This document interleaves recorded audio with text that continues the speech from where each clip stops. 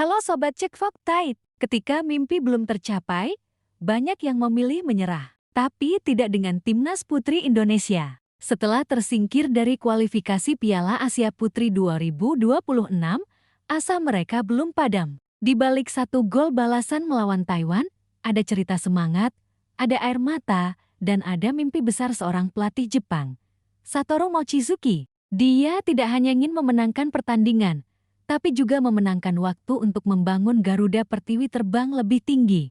Selamat datang di Cek Fakta. Inilah cerita lengkap di balik kegigihan Timnas Putri Indonesia dan pesan mendalam sang pelatih. Simak sampai habis, karena di akhir nanti, kamu akan tahu kenapa kita tidak boleh berhenti mendukung sepak bola putri Indonesia. Sabtu sore, 5 Juli tahun 2025. Indomilk Arena, Kabupaten Tangerang, menjadi saksi pertempuran terakhir Garuda Pertiwi di kualifikasi Piala Asia Putri ke-2026. Sinar matahari yang hangat beradu dengan semangat para pemain muda yang berlari menembus pertahanan tawan, salah satu kekuatan mapan di sepak bola putri Asia.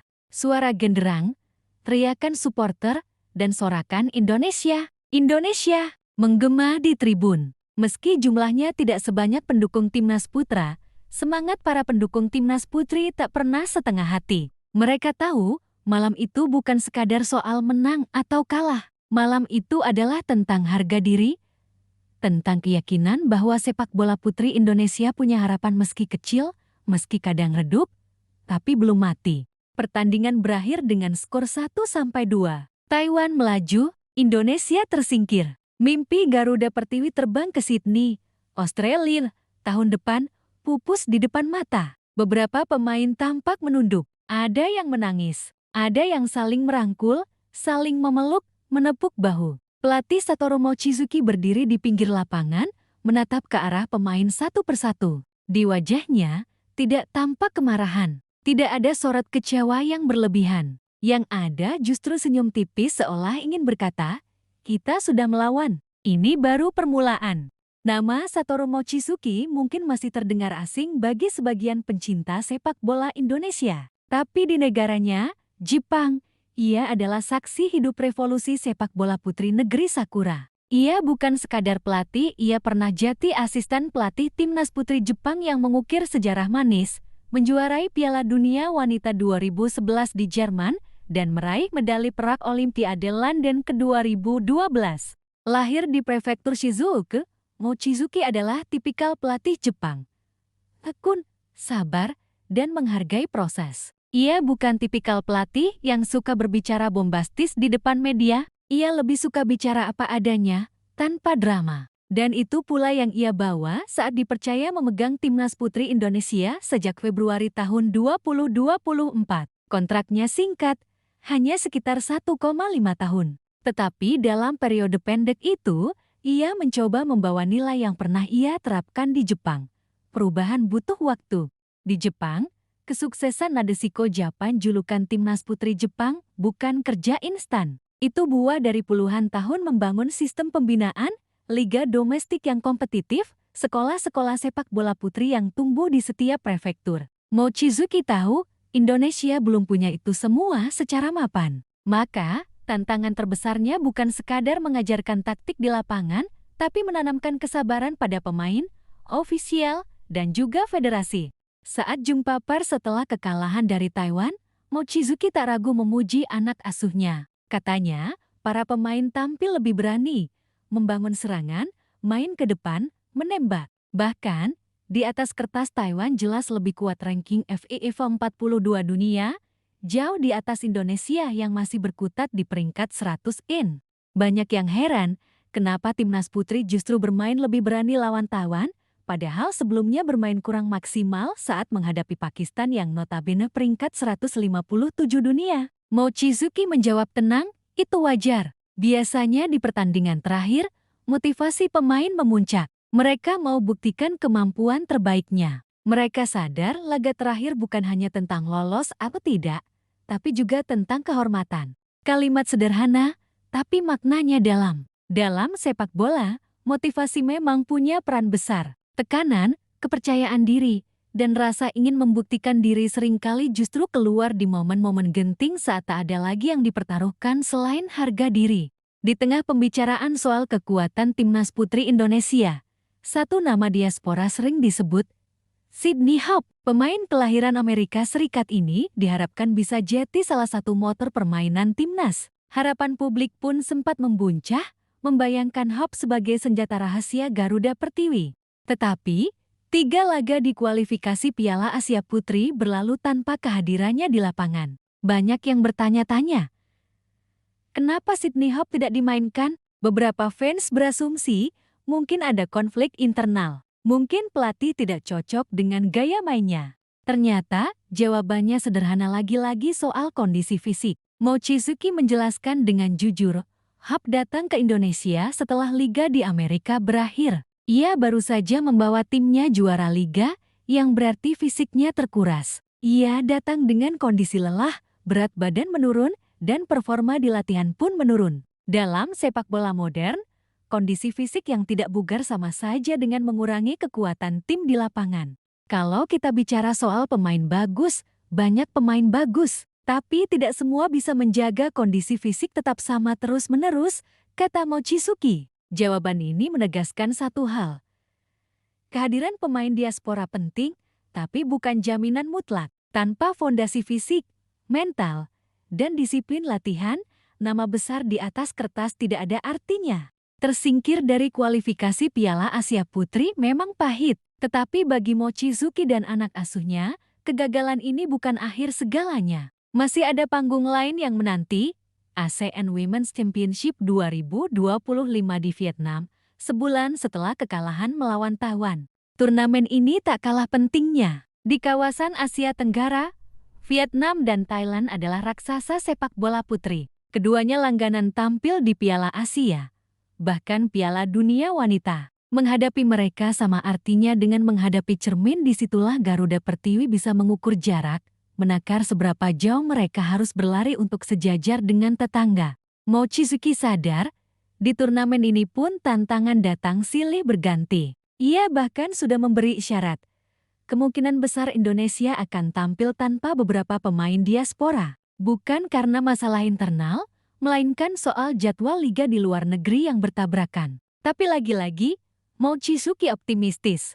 Kita masih punya pemain-pemain hebat seperti Sheva, Halsa, Reva. Mereka pemain bagus dengan teknik luar biasa, kata Mochizuki percaya diri. Baginya, membangun tim nasional bukan sekadar mengumpulkan nama-nama diaspora. Lebih dari itu, ia ingin talenta lokal Indonesia punya mental juang dan kemampuan teknik setara bintang diaspora. Nama Sheva Imut selalu mencuri perhatian. Wajahnya yang muda, posturnya yang lincah, dan keberaniannya di lapangan membuat Sheva jadi idola baru di antara fans sepak bola putri. Di beberapa pertandingan, Sheva terlihat tak gentar berduel dengan bek lawan yang posturnya lebih besar. Dia berani menusuk ke kotak penalti, berani duel 1 lawan 1.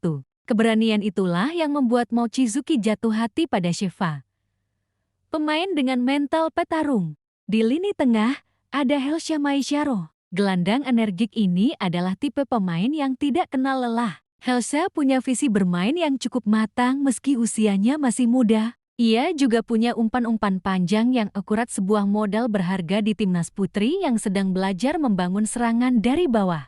Sementara di lini pertahanan, nama Reva Oktaviani jadi tembok terakhir yang bisa diandalkan. Reva dikenal lugas, tidak ragu tackle keras, tetapi juga bisa tenang saat membangun permainan dari belakang. Bagi Mochizuki, trio Sheva, Halsa, dan Reva adalah tulang punggung masa depan Garuda Pertiwi. Mereka bukan sekadar pemain. Mereka adalah simbol bahwa regenerasi itu nyata meski masih butuh banyak pembenahan. Sepak bola putri di Indonesia masih berjalan di jalur yang berat. Infrastruktur masih minim. Liga putri profesional baru sebatas turnamen berformat pendek, belum benar-benar berjalan seperti Liga 1 Putra. Lapangan latihan, gaji pemain, sponsor, hingga liputan media masih jauh tertinggal.